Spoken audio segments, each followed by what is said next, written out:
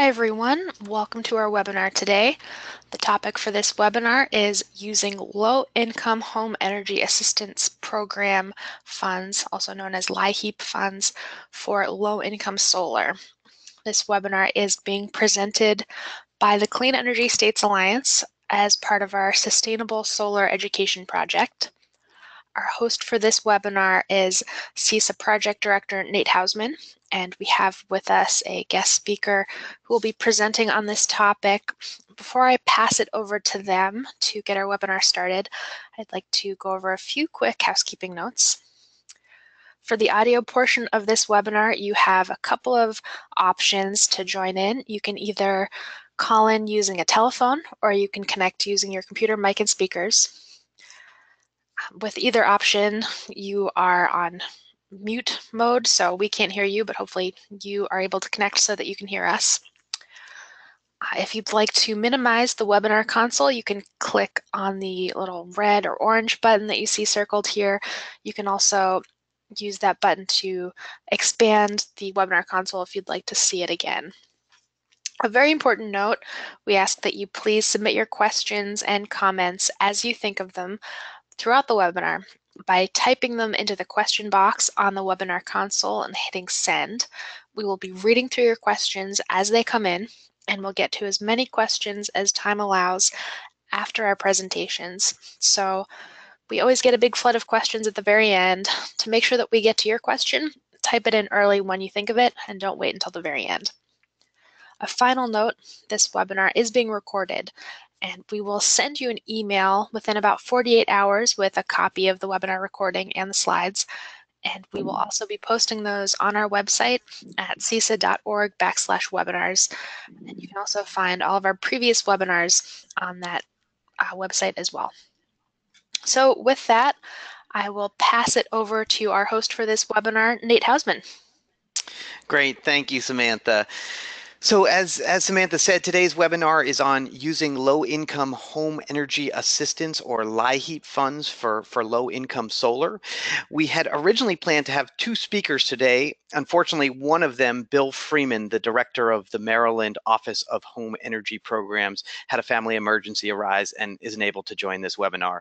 So we may explore the possibility of having another webinar with Bill at a different time, but we are fortunate to have with us Jason Edens, the director of the Rural Renewable Energy Alliance, or REAL.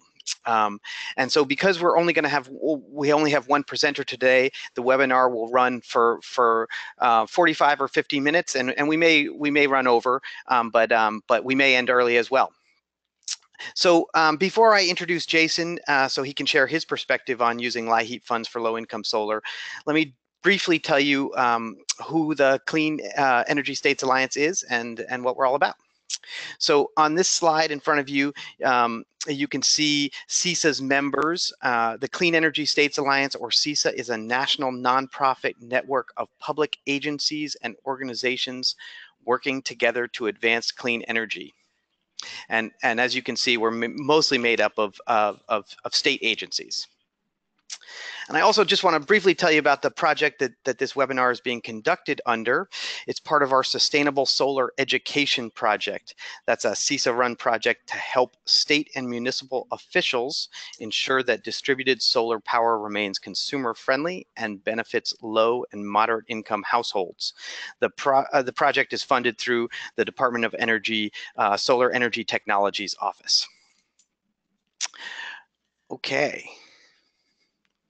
So the Sustainable Solar Education Project has developed a variety of resources and guides. You can see some of the guides, a series of guides we've developed under this project on this slide. We've developed a guide on solar information for consumers, one on publicly supported solar loan programs, one on standards and regulations for solar equipment installation, licensing, and certification, one on solar plus storage for low and moderate income communities, bring the benefits of solar to low-income consumers, and consumer protection for community solar. We So in addition to those guides, we also do webinars like this one, and I'll tell you about a few more at the end of this webinar that we've got coming up. We also do in-person trainings, and we also publish a free monthly e-newsletter on project activities and resources and news from around the country on solar equitability and consumer protection. So you can sign up for our Sustainable Solar Education Project newsletter on the URL at the bottom of the screen here. And you can also download our resources from that website as well. Okay, well, I guess that's it for introductories. Again, as I mentioned at the outset, we'd planned to have two panelists today to offer a couple of different perspectives on using LIHEAP funds for low-income solar, but one of them wasn't able to join us, so we've got Jason Edens as our presenter for today, and we consider ourselves very lucky to have him. So I'll introduce Jason, and then I'll turn it over to him, and we'll have a Q&A at the end. Jason Edens is the founder and executive director of the Renewable Energy Alliance, or REAL, a nonprofit organization dedicated to fighting energy poverty with solar power. Under Jason's leadership, REAL has developed low-income residential and community solar programs in partnership with the energy assistance community. Jason is a licensed building contractor, a certified solar installer, and has a Master's of Science in Environmental Policy. Jason has lived in a solar-powered home in northern Minnesota for 20 years with his wife and a small pack of dogs. Take it away, Jason. Thank you, Nate. Thank you very much. I appreciate that. Well, good afternoon, friends. Again, my name is Jason Edens, and I work for the Renewable Energy Alliance, or REAL. We are a nonprofit organization that has been based in Minnesota for approximately 20 years. And as Nate mentioned, our mission is to fight energy poverty with solar power. And since our inception, we have been working to integrate solar into the Federal Energy Assistance Program. So today I'd like to share some thoughts with you about how we can potentially integrate solar into the Energy Assistance Program at the national level. So since REAL's inception in 2000, we have focused exclusively on the integration of solar into the Federal Energy Assistance Program. And one of the things I'd like to make abundantly clear at the outset is that REAL has a service model as opposed to an enterprise model. Many low-income solar developers have enterprise models. However, REAL has focused on service, and more specifically, service in partnership with the energy assistance service providers. All of the pictures that you'll see during this brief presentation this afternoon are, in fact, pictures of low-income solar projects that we've done in partnership with the energy assistance community. So although there's a growing discourse about opportunities to integrate solar into the energy assistance program, this is something that we have been focusing on for quite some time, and so we have garnered more than a handful of lessons learned regarding this national opportunity. So our first low-income LIHEAP integrated solar project was installed in 2000 in northern Minnesota. And since then, we have installed nearly 1,000 residential low-income solar projects, and more recently, a handful of low-income community solar projects in partnership, again, with the energy assistance service providers. And one of the things that's of particular interest to us with regard to the integration of solar into the Energy Assistance Program is the opportunity to scale low-income solar programs through an existing efficient network. So before I get into some of the value propositions associated with integrating solar into energy assistance, I'm very pleased to report that in partnership with the state of Minnesota and the Leech Lake Nation, which is a tribal community in northern Minnesota, we've recently commissioned the first LIHEAP integrated community solar array in the United States, and it's currently delivering benefits to nearly 100 low-income band members within the Leech Lake Nation. So you can see a picture of that effort in some of these slides. We have maintained a singular focus on integrating solar into energy assistance due to the fact that there are a number of value propositions associated with this work. First and foremost, the Federal Energy Assistance Program is, of course, identifying low-income households throughout the country.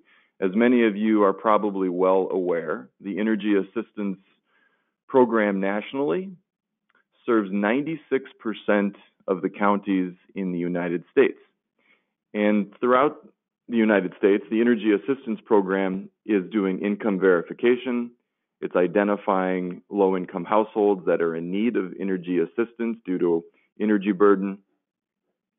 And that's a particular value because as the low-income solar conversation grows nationally, one of the challenges is that a lot of low-income solar developers are not necessarily familiar with how to identify and verify income. And so our position is that by partnering with the Energy Assistance Program, we can leverage that well-oiled infrastructure within the Energy Assistance Program, and the LIHEAP service providers, the Energy Assistance service providers, can continue to do what they've done very effectively for decades now, which is to ensure that the beneficiaries of energy assistance are in fact low income. So the whole customer acquisition component of low-income solar can, to a certain extent, be a partnership with energy assistance. So obviously, throughout the United States, the Energy Assistance Program is doing this very effectively. Furthermore, this is an opportunity to create public-private partnerships where low-income solar developers, be they nonprofits like REAL or for-profit entities like many of our low-income solar developer peers, can establish these relationships with energy assistance service providers for mutual benefit, but ultimately, primarily for serving low-income clients. The other thing that's unique about the Energy Assistance Program is that the relationships with the utilities in that particular market are already established and high functioning.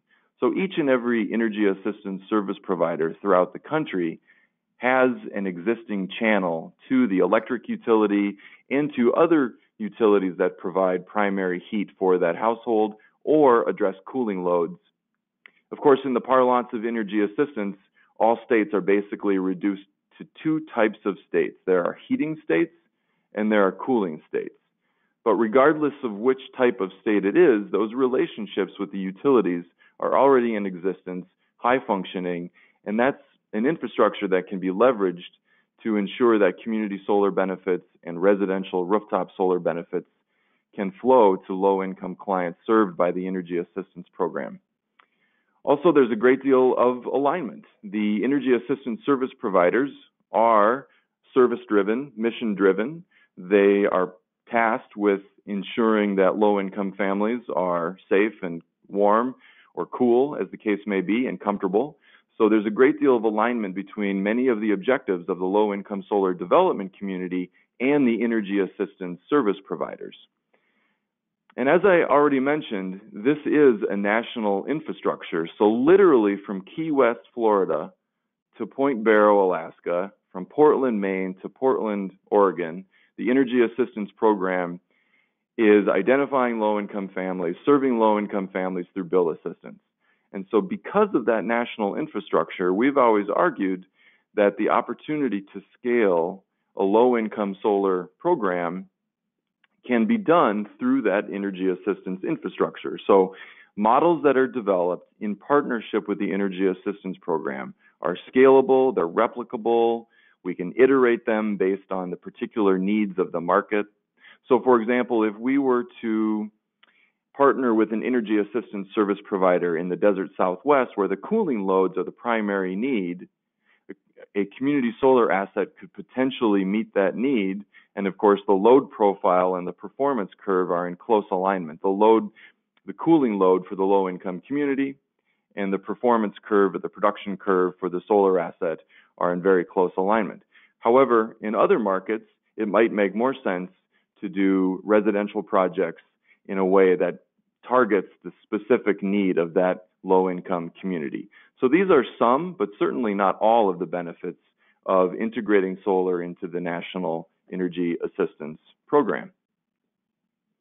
Again, a lot of the assets that you're seeing here before you are in fact low-income projects or have a low-income participation component.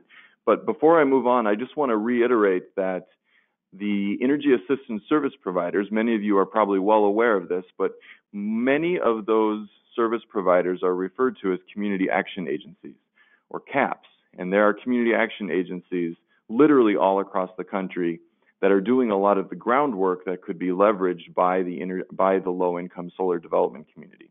So there's an opportunity, a real opportunity, to scale effective programs nationwide. There are approximately 1,000 community action agencies in the United States, and again, they serve about 96% of the counties. So that really underscores the opportunity to scale. And a related comment is in regard to the fact that more and more low-income solar programs are being put forth throughout the country, which of course is very exciting, but I think we run the risk of creating a patchwork of low-income solar programs, none of which are germane throughout the country, unless we partner with the community action agency community or the energy assistance service provider community. If we're able to integrate solar into the energy assistance program, we have the opportunity as a nation to potentially have a seamless low-income solar program that's as relevant in Florida as it is in the state of Oregon, for example. So I just want to emphasize that this community action agency, it was actually birthed during the War on Poverty under the LBJ administration in 1965. So it's a very effective organization, and it's tasked with fighting poverty. So again, there's a great deal of alignment between many of the objectives of the low-income solar development community.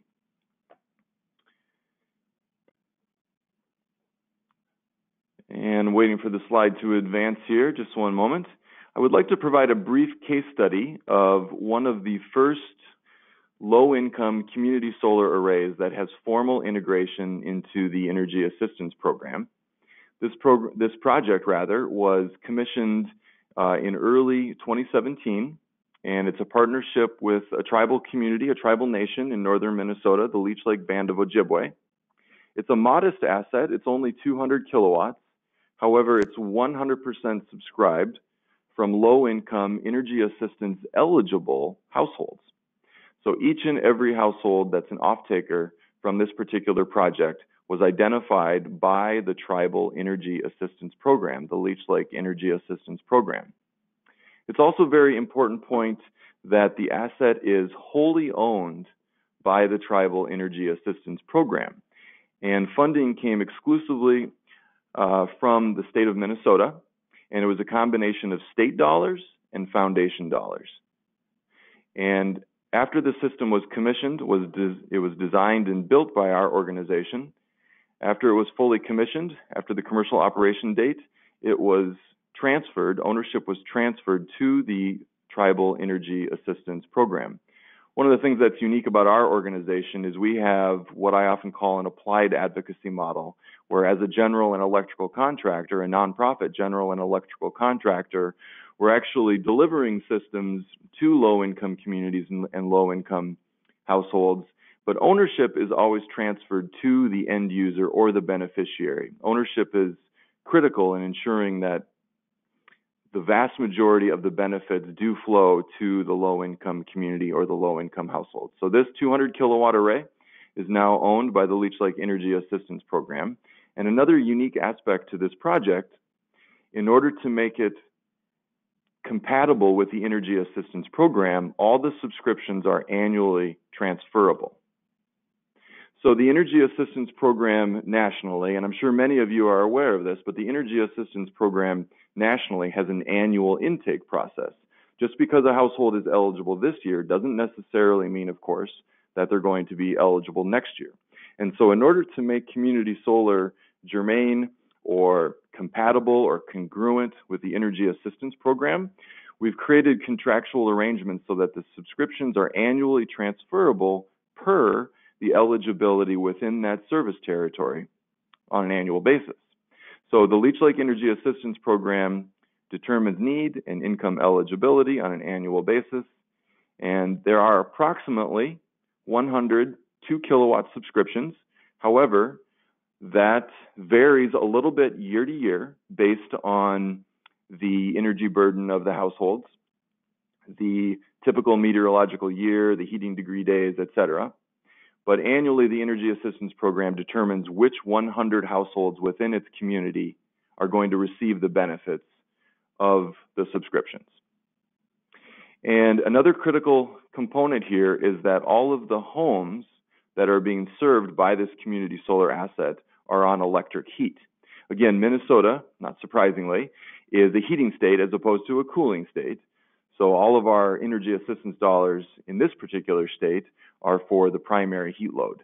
And so in rural Minnesota, there are actually a fairly high percentage of homes that are on electric heat. Statewide, it's about 12.5%, but within the Leech Lake community, it's actually about 25%. And so we're prioritizing those homes that are using electric heat as their primary heat source. And the virtual net metering credits are actually being delivered to those households based on their need, their income eligibility, and the LIHEAP service is partially delivered through the virtual net metering credits. Now, some families are receiving a combination of virtual net metering credits and additional energy assistance dollars, and so this asset is essentially stretching the ability for the Leech Lake Energy Assistance Program to meet its need. And the need within this community is significant. For example, about 42% of the Leech Lake Nation lives beneath the poverty level. So there's often more need for energy assistance than there are dollars to address that need. And so this asset was embraced by the community because it's allowing the Energy Assistance Program to ensure that fewer families are turned away from the service. Annually, the value of energy assistance provided by this particular asset is about $25,000. So this is an additional $25,000 that the Energy Assistance Program is able to deliver to its community through virtual net metering credits. So this is an effort that we call Community Solar for Community Action. In short, we envision a future where many of the community action agencies across the country, again, those CAPs that are often the energy assistance service provider, we envision Community Solar for Community Action being a program where many community action agencies actually own community solar assets and deliver the benefits to their low-income clients through virtual net metering credits. Now, obviously, not all utilities have virtual net metering crediting infrastructure, so that is certainly a constraint. And on the note of a constraint, I want to ensure that people are well aware of the fact that we're not suggesting that solar is some sort of panacea or some sort of cure-all within energy assistance, but it is an additional tool in the toolkit. It certainly is not a silver bullet, but it is part of the golden buckshot. And so I just want to be abundantly clear that we're not suggesting that solar can somehow replace conventional energy assistance, but it can augment or supplement energy assistance and potentially reduce the need for the federal appropriation on an annual basis within certain markets, within certain service territories. So moving on, I'd also like to spend some time talking about funding. Obviously, this webinar being put on by CISA is specifically about funding opportunities. So before I go through this list that should be in front of you now, I just want to highlight, and I'm going to make this point again, I want to highlight that we're not talking about using the core bill assistance dollars that make up the lion's share of the annual LIHEAP appropriation, but instead, we're advocating for the use of carve-outs that are already a part of the Federal Energy Assistance Program. So the first of which is Assurance 16. Assurance 16 is a fund that's nationally available, and it's typically about 5% of a state's energy assistance grant. And Assurance 16, by its authorizing legislation, is intended to reduce long-term dependency on energy assistance. Many community action agencies and LIHEAP service providers use these dollars to do outreach to communities or households that might not be familiar with energy assistance. But these dollars can potentially be used to do outreach throughout a service territory for families that would be particularly well suited for benefiting from an a solar assistance project or a community solar subscription. So Assurance 16, again, is available in every single state and every single territory, and it's a carve-out within energy assistance that could potentially be used for the deployment of low-income solar projects integrated into energy assistance. The next opportunity for funding community solar and residential solar within the Energy Assistance Program, from our perspective, is a mechanism that we call here in Minnesota the EAP-WACS transfer, or the Energy Assistance Program to Weatherization transfer. Again, every single state and territory can spend up to 15% of its LIHEAP budget on measures that reduce long-term dependency or reduce the energy burden for a low-income household. Typically, those dollars are transferred directly to the weatherization program, at which point they're governed by the Department of Energy's Weatherization Assistance Program guidelines, the rules and regs therein. But before that transfer takes place, it is possible to have a carve-out within that funding mechanism specifically for rooftop solar or community solar subscriptions. So just as a quick example, typically in the state of Minnesota, and to be clear, this fund is in existence in all 50 states and the territories. In Minnesota, typically the EAP-WACS is about 5%. It can, again, be up to 15% or even as high as 25% with the governor's authority. So if we were to take a carve-out within a carve-out, then each and every year, states like Minnesota, states elsewhere in the country could use a portion of that fund in order to slowly build community solar assets that can be integrated into energy assistance, either at the state level or in partnership with an energy assistance service provider or within a tribal nation. So this is a national opportunity, and we have long been advocating for basically a solar carve-out within this existing carve-out. And the reason I continue to emphasize the word carve-out is because these are not bill assistance dollars.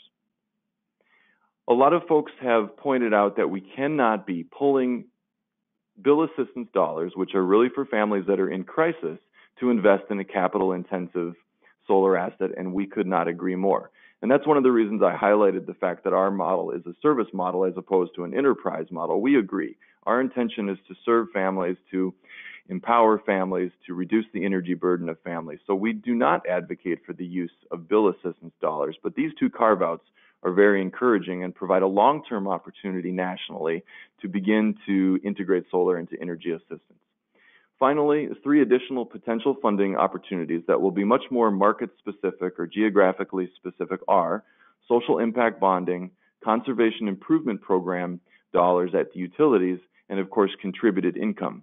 So social impact bonding, very briefly, is an emerging finance mechanism specifically for social service innovators to bring a new model to folks within the public sector that may not necessarily have the resources or can bear the risk of an innovation. So social impact bonding uses a market-based instrument to create an innovation within a social service sector, and it's well suited for the integration of solar into energy assistance. Neither the energy assistance service provider or the state office have the appetite for a significant amount of financial risk, and social impact bonding puts the risk of an innovation on a market-based player, a financier. And some of the biggest players in social impact bonding are the biggest names on Wall Street. So the Calvert Fund, US Bank, Goldman Sachs. So this is an emerging and very exciting opportunity for those community action agencies and energy assistance service providers that are interested in innovating with solar within the energy assistance program. And of course, everyone's familiar with conservation improvement dollars. And with regard to contributed income, I merely want to point out that there's a growing interest within the foundation community for forging a new model of energy assistance that's both fiscally responsible and environmentally appropriate and ultimately empowers families. So we've had the opportunity to reach out to a lot of our friends in the foundation community, and we've generated a lot of interest, and that's an opportunity also that's national. Of course, there are foundations and philanthropic dollars throughout the United States that can potentially be used for this. So here again in front of us, we see just a reminder that we want to highlight that the bill assistance dollars are sacred and should not be touched for this. It's for families in crisis, but that does not mean that we should write off or dismiss the opportunity to integrate solar into energy assistance. So on the next slide, you'll see just a small sampling of some of the foundations and organizations that have expressed an interest in our effort to forge a new model of energy assistance based on community solar. So again, community solar for community action. Foundations and national organizations have funded our work and have also expressed an interest in continuing to track the success and the efforts of integrating solar into the energy assistance program. So for those of you that are listening in different markets, there are many foundations that would be certainly amenable to a proposal that would integrate solar into the energy assistance program. So I also want to just very briefly highlight the fact that although we've been doing this work since 2000, there are a handful of key precedents and some current initiatives that demonstrate the fact that this work is taking place elsewhere. The most notable was in California in 2009, when LIHEAP dollars were used to deploy rooftop solar projects on about 1,500 homes. And so that was a very ambitious project. And another noteworthy project was in partnership with the Minnesota State Energy Office in 2010, 2011. The energy assistance service providers identified about 350 households, all of which received residential solar projects. So they were all identified by the energy assistance service provider, and state and federal dollars, LIHEAP dollars, and weatherization assistance program dollars were used to deploy those systems. And something that's very exciting to us here at REAL is the fact that the state of New York has currently encouraged that all LIHEAP recipients receive community solar subscriptions. And so that's essentially another iteration of what we've been describing as community solar for community action. So these are a few, but certainly not all of the precedents and current initiatives. Again, there's a growing discourse around this opportunity, of course, otherwise we wouldn't be having this webinar. And so we just want to highlight the fact that there are a lot of agencies and service providers that are doing this work right now on the ground. And before I wrap it up, I just want to point out that one of the reasons this is of value is because there's an opportunity to innovate within energy assistance and potentially create a more fiscally responsible model of energy assistance. And so I'm sure most of the folks on the call today are familiar with the basic mechanics, the basic machinations of how energy assistance works. But for those of you that aren't, I just want to briefly highlight that energy assistance currently in the state of Minnesota serves about 27% of the eligible population, leaving about 73% of the population unserved. And the price tag in Minnesota varies, but it's approximately $100 to $120 million per year. Now, nationally, the federal LIHEAP appropriation is somewhere between $3.5 and $5 billion per year. Of course, it oscillates over time. But all of those dollars go directly to our friends at the utility on behalf of low-income clients. Now, that's a critical service, and quite frankly, it's one that I've personally benefited from for many, many years when I was growing up, so I know how critical this can be to the well-being of a family. However, it really begs the question whether or not there's a way to permanently address low-income energy poverty and permanently empower families. Obviously, programs like energy assistance aren't intended to create dependency. They're intended to assist families out of a challenging situation. And so this is the way in which energy assistance is currently practiced. Many families are dependent on energy assistance for years and years. There's a lot of intergenerational dependency on energy assistance. And although energy assistance isn't intended to eliminate poverty, it is intended to create a long-term solution. But I would argue, I would posit that it's failing to do so as it's practiced today. And so I think we all can agree that if we're able to create a new model of energy assistance or a portion of energy assistance that can create a long-term solution that complies with a lot of our renewable portfolio standards and renewable energy standards and is climate appropriate and has a return on investment ultimately to the taxpayer, it's worthy of consideration. It's worthy of pursuit.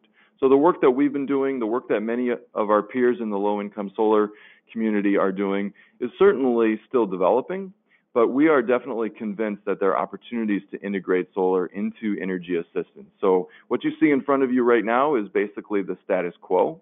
And it is, in some sectors, a somewhat calcified program. Energy assistance has been practiced in the same way for many, many years. And so it's not necessarily a culture of innovation, but we believe that the future of energy assistance will, in some way, shape, or form, incorporate solar energy.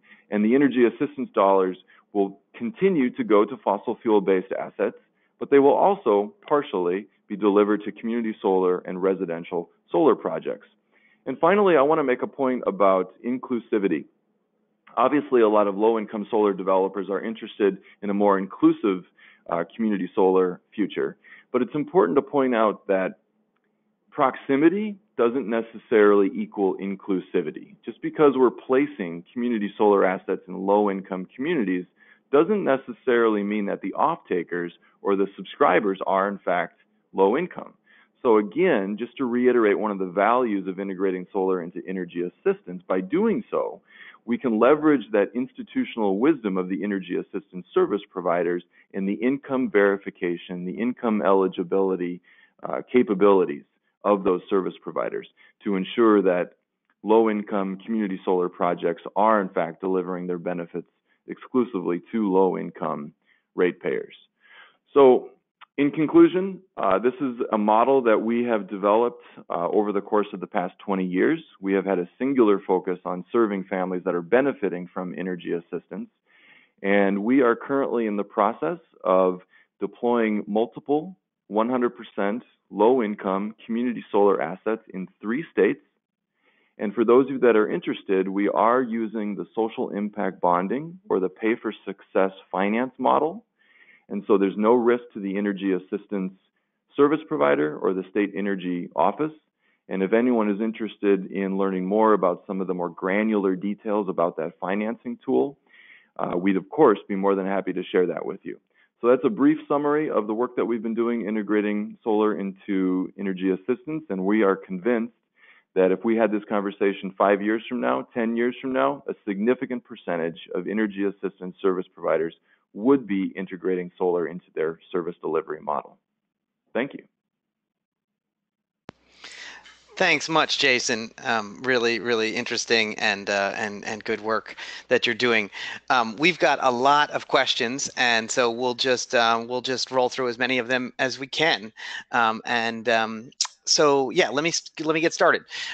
This person asks, I'm in a separate agency from one that receives LIHEAP funds for weatherization. What has to be done to allocate funds for LIHEAP funds for solar, or solar already in acceptable use for the weatherization funds?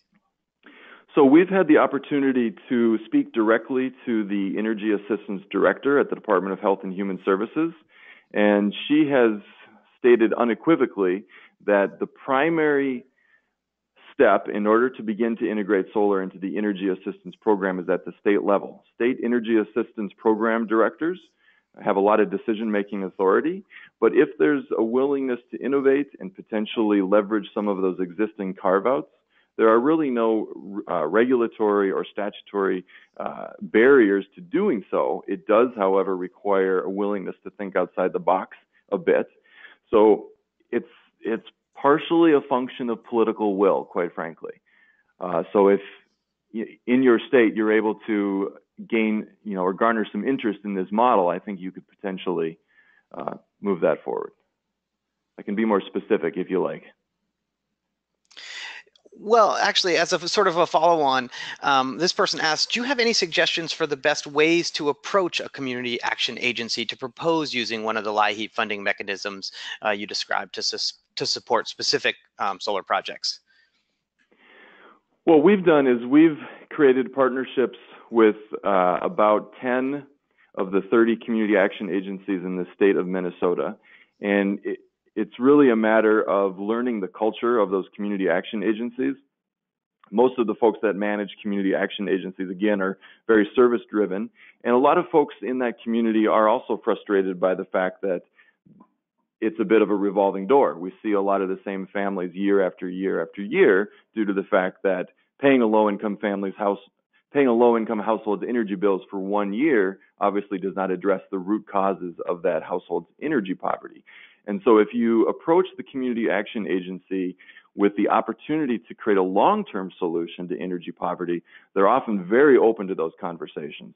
And especially if you can bring some potential funding or some funding opportunities to that conversation, I think you'll have a very receptive audience. That certainly has been our experience. And typically the service providers have more of a spirit of innovation than maybe the state energy offices do. It varies from state to state, of course, but that's been our experience. The community action agencies are often very motivated to serve the families that they are tasked with serving. Great, thanks. So you make a compelling case for the use of well, these LIHEAP integrated projects. What are the sort of hurdles you've experienced then? Great question. Well, unlocking the actual dollars has been a challenge. And I think that there's security in the status quo. And so it's easy to find a lot of resistance to this model due to the fact that it's disruptive, quite frankly. There aren't a whole lot of folks that have done this earnestly yet. And so I think that there's the misperception that integrating solar into the energy assistance program is somehow going to be at the expense of bill assistance. And so that perception has probably been the biggest stumbling block that we've encountered. There's this perception that we're robbing Peter to pay Paul, if you will. But in fact, we continue to use non-bill assistance dollars to deploy these assets and these projects. So the biggest challenge has really been just a commitment to the status quo, some programmatic calcification, for lack of a better term. So you really need a lot of persistence to overcome that. That's been the biggest challenge, but typically the service providers themselves are very receptive to this model. So unlocking the dollars, continuing to find non-bill assistance dollars to demonstrate this approach, those have been some of the biggest challenges. Thanks. Here's a question. In the Leech Lake Nation example, did the participating customers pay anything to get the community solar subscription? Also, what is the value of the net metering credit compared to retail rates? Great. So excellent question. So no, the low-income households that we've served are not expected to pay anything, either for the rooftop project or for the community solar subscription. The reason being is because income-eligible households, households that are eligible for energy assistance, are receiving bill assistance because they simply cannot afford their heating bill or their cooling bill. So we don't ask for any financial commitment from the families that we serve, nor do the community action agencies expect any financial commitment from the families that they serve, and it's the same group of families. So we're not asking them to pay for the community solar subscription, nor are we asking families to pay for rooftop solar projects when we do those. The difference between the rate for the Leech Lake project is 10.69 cents per kilowatt hour, and that's the value of the virtual net metering credits as well.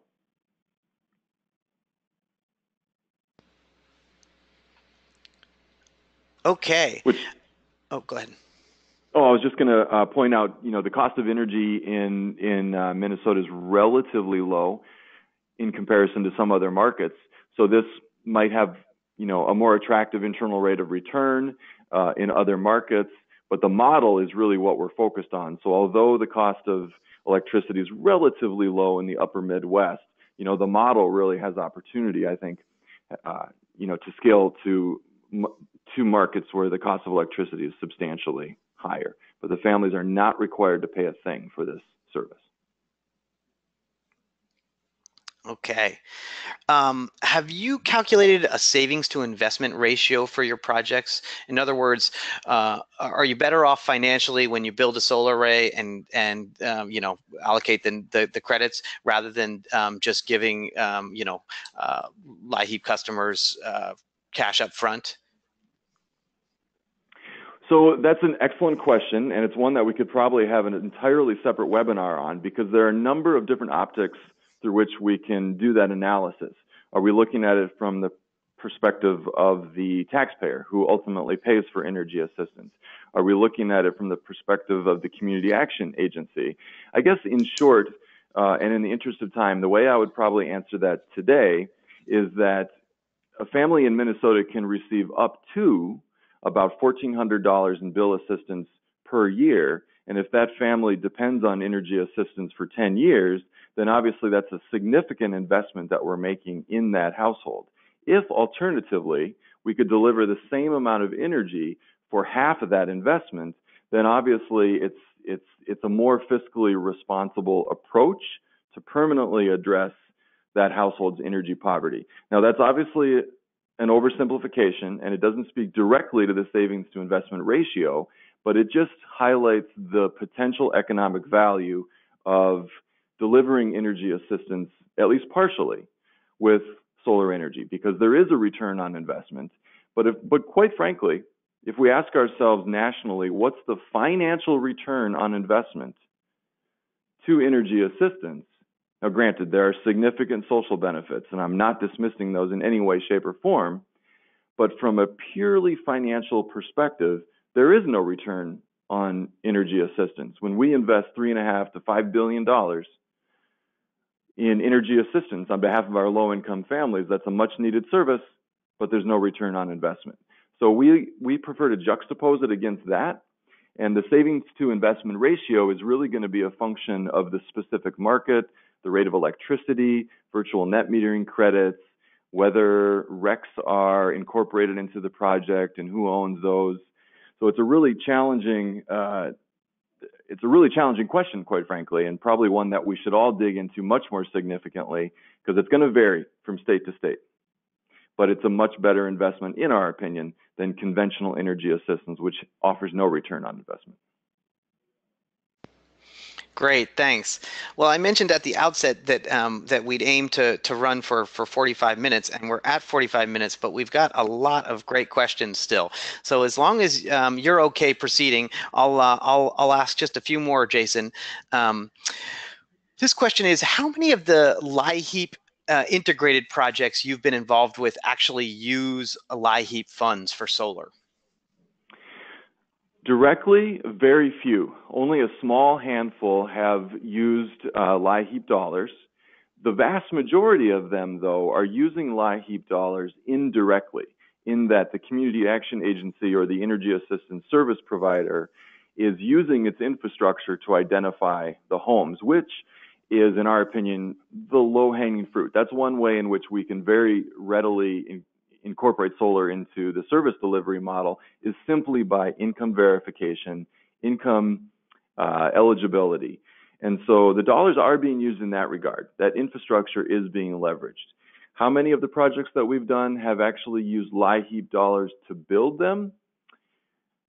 Very few. Less than 10% at this point in time, which is why we've become increasingly interested in the pay for success or social impact bonding model, because once we demonstrate using that finance tool that this offers a stronger return to the state, the specific state, then in some way, shape, or form, it's really going to shine light on the fact that there might be another approach. But just to be very short and speak to that specific question, less than 10% of the projects that we've done, and we've worked in about 12 states now, have used off-the-shelf, quote-unquote, off-the-shelf energy assistance dollars. Okay, here's a question about the LIHEAP integrated rooftop systems. In those instances where you're using rooftop PV, who's responsible for the maintenance and who pays? You know, is it a PPA model? How does that work? It's not a PPA model, but instead, well, two answers to that. One of the things that we've done successfully here in the state of Minnesota is we have been a part of a large-scale training initiative where the community action agency staff members have learned not only about solar site assessment, but also about solar O&M. And so a lot of community action agencies and energy assistance service providers actually have in-house crews that do weatherization work, and they are already, working on the envelope of the home. They're working on a lot of the systems at the household level, And so they're very well suited to do that, site-specific analysis, that site-specific solar site assessment, and potentially offer O&M. So we've done it in one of two ways.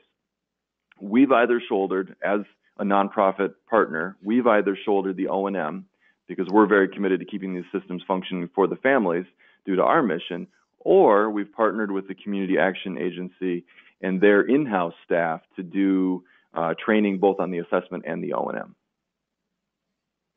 But I think what the questioner is really getting to is, are we ensuring that these systems are in service for a significant period of time for the household? Absolutely. On the front end, we ensure that everyone has the resources to shoulder the O&M, for the service life of the system, which could potentially be decades.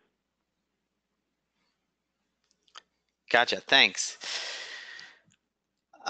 Well, moving back into the direction of the community solar model, we've got one commenter who notes, it's important to note that while community action agencies do exist across the country, as you noted, Jason, many states do not allow community solar or virtual net metering, making the model impossible. And someone else said, do you have any thoughts on how to do community solar in states where there is no specific legislative authorization? Excellent, very perceptive question, and in fact we do, because within the Leech Lake Nation, there are 5 utilities that actually traverse that community, and several of those utilities don't offer virtual net metering credits, and or we're not interested in formally partnering with their virtual net metering infrastructure. And so what we did in those cases is we deployed an asset on behalf of the Leech Lake Nation, and it's a slightly more cumbersome model, but it does work in areas where there's no authorizing legislation or no virtual net metering credits. There's a revenue transfer model where the owner of the asset, in this case the Leech Lake Energy Assistance Program, basically cashes out the value of the net energy, all the energy that was net metered, and then they have an additional escrowed account specifically for meeting the need of families that are turned away. So a portion of the project that we did at least was designed in that way, and they're using that escrow account, or that restricted fund is probably a better way to describe it. They're using that restricted fund specifically for families who kind of straddle the eligibility line. There are a lot of families that are just above income eligibility, which actually can be a very challenging place to be because you're not receiving the energy assistance, and so they're using it to kind of increase the eligibility threshold in that community just a little bit. Plus, it created a workaround to what I would describe as a somewhat obstructionist utility. And so I think it can still be done. It's basically a slightly more cumbersome but workable revenue transfer model, where if you have net energy metering, then you can potentially cash it out on an annual basis and use it as a restricted fund for additional energy assistance. Great, thanks. Here's a question about the social impact bonding that you mentioned. Can you explain that once again, in as sort of non-technical language as possible, how that model works? I can. The best way to briefly just to describe it is to give you an example of a project that's already been completed and was not successful. So the New York Department of Corrections manages the Rikers Island Juvenile Detention Facility. An outside social service provider came to the Rikers Island Juvenile Detention Facility and said, we'd like to reduce your juvenile recidivism rate by 10%. The New York Department of Corrections did not have the resources to adopt that innovation, so they turned to social impact bonding. Goldman Sachs footed the bill for that innovation. They achieved an 8.6% reduction in recidivism, in juvenile recidivism. And had they achieved 10%, then the New York Department of Corrections would have had to pay Goldman Sachs back plus interest, but they only achieved 8.6%. Therefore, there was no financial obligation to the Department of Corrections, and Goldman Sachs basically had to eat that investment, if you will. And so that's an example of a social impact bonded project that was not successful. And the reason I bring that up is because you have to have an agreed upon metric. What does success look like? And once you've achieved that, and this is a multi-stakeholder engagement process, Once your stakeholders agree to a certain metric, if that metric is achieved, then the public sector partner, whether it's a state energy office or a service provider, does have to pay the investor back plus a modest interest, but they've achieved a result that is either equal to or greater than their status quo. And so this is a financing mechanism that's designed to reduce risk for social service innovators and reduce risk for public sector actors who don't have an appetite or the resources for that risk, and bring in market-based finance in order to pilot a social service innovation. And so there are about 60 projects that are in play right now in the United States. None of them, however, are using social impact bonding for low-income solar. So we are about to execute a pay-for-success or social impact bonded project for a low-income community solar project in Minnesota and also one in New England. And if anyone's interested, I could share with you, Nate, some infographics that kind of graphically, demonstrate the kind of the mechanics of a social impact bonded project. Yeah, that'd be great. I know you have shared some materials, but we could certainly make those available. Okay, well, here's actually just if it's okay with you, we're getting close to the top of the hour, and I'd just keep going until we reach the hour mark, because Sure. we've got a lot of great questions. So I appreciate your time and Jason, and all the questions that are coming in. Well, I'll roll a few questions into one. Someone asked, is there a place to find sort of an exhaustive list of Precedent projects, or a list of the projects where people have actually used LIHEAP funds for solar, particularly projects that you're not familiar with?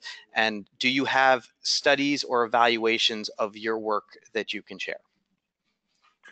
So a good resource in terms of kind of a clearinghouse of solar integration and energy assistance is LIHEAP Clearinghouse. So if you search that, they have scores and scores and scores of records and studies regarding efforts that have integrated solar into energy assistance. So I believe it's just LIHEAP.org, if I'm not mistaken. But if you search for LIHEAP Clearinghouse, you'll find it. And then a handful of studies have been released from entities such as Vote Solar, a wide variety of the low-income solar advocacy organizations have released studies of late. I don't have all those study titles top of mind, but there are certainly a dozen studies or more that have referenced the use of energy assistance. I know it's a little bit nebulous. I'm sorry. I can provide something more concrete after the fact. Great. Well, here's a question, and I think you answered to some degree, but maybe you want to elaborate. Are the solar benefits customers or clients receive entirely additive to the LIHEAP bill assistance benefits they would otherwise be getting? Do customers who get solar get less bill assistance than they would get if there were no solar? Great question. So I'm going to answer the second half of that first, and I'm going to say yes. The LIHEAP eligible households that are receiving benefits from a solar asset, be it rooftop or community solar, do potentially receive less in LIHEAP benefits in future years, and that's the idea. That's the point. That is exactly why we think that this is of value, because ultimately we can then stretch those dollars at the state level or the service territory level to ensure that we can serve other families. Again, nationally, only about 22% of the eligible households are receiving energy assistance. So there's, again, a lot more need than there are resources. And so if a solar asset can potentially reduce the number of households that need the service, and we can stretch those dollars to serve other families, that's of great value. And so it is a potential outcome that a family will receive less LIHEAP in the future. But if they have that subscription in perpetuity or for some period of time, then a portion of their energy assistance is going to be met through the solar asset. So that's in principle the point. And I'm sorry, I forgot the first part of your question, Nate.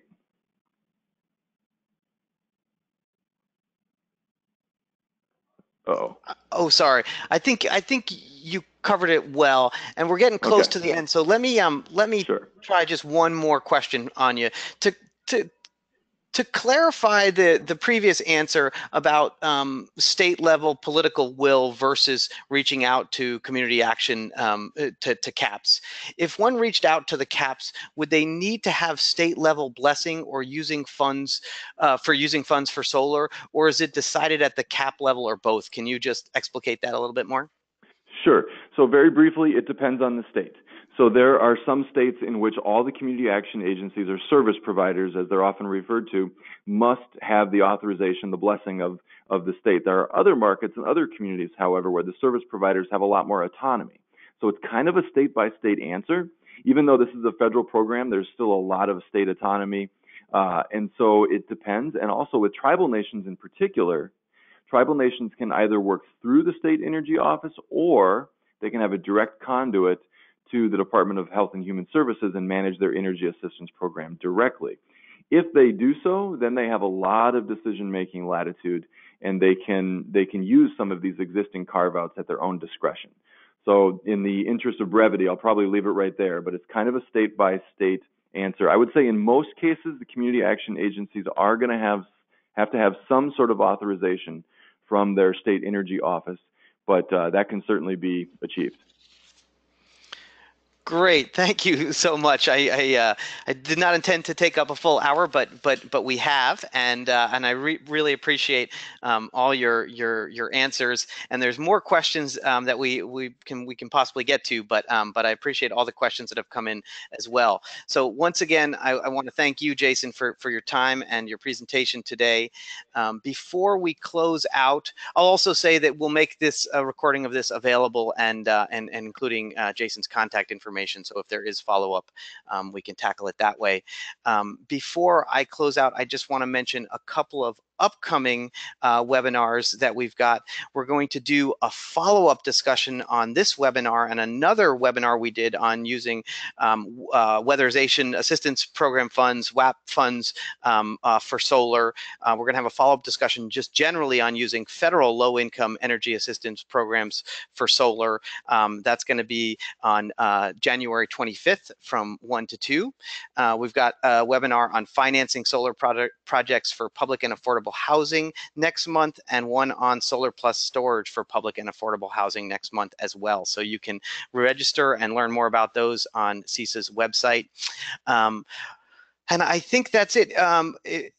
Jason, do you have any parting shots before we sign off here? I don't, other than I just really appreciate your interest and I really appreciate you holding this webinar. Thank you so much. Great, thank you, Jason. And I'll turn it back over to you, Samantha. Thanks, Nate, and thank you, Jason, and everybody for joining us for this webinar. So we do hope to see you at some of our upcoming webinars, particularly the follow-up discussion next week. And I encourage you to visit our website for more information and resources about the Sustainable Solar Education Project and sign up for our newsletter. That web address is here on your screen. And also on your screen are some links where you can find us, our general website, as well as our Facebook and Twitter pages, and some contact info for Nate if you have any follow-up questions. So we hope to see you at the next webinar, and thanks everybody for joining us today. Bye.